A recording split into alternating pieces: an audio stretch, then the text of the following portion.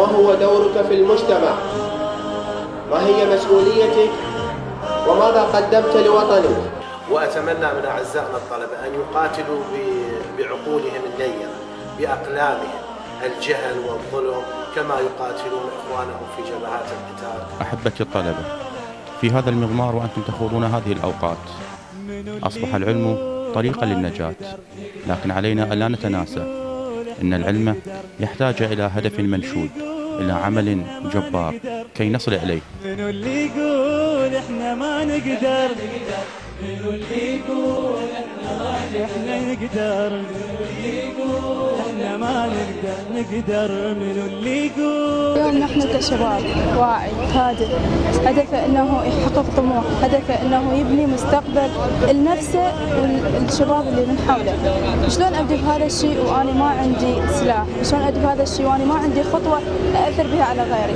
هاي الخطوه تبدي بالكتاب، الكتاب اللي هو اساس كل شيء، العلم اللي هو به احنا نقدر نصنع كل شيء، نقدر نوصل لكل شيء. على وجوه البشر احنا نقدر نترك البصمه ونخلي اثر، نرسم البسمه على وجوه البشر، نترك البصمه ونخلي اثر. ربنا خلقنا لغايه، الله ربنا خلقنا لغايه،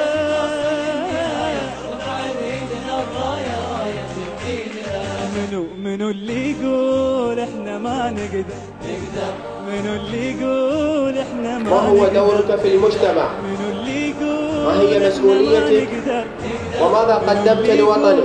وقد وضعت حملة شبابنا أهدافا تتناسب وما نمر به اليوم وبرؤية مستقبلية، ومن أبرزها أولا القيام بالأعمال الخيرية لتقديم المساعدة للفقراء والمحتاجين والإخواننا النازحين أيضا.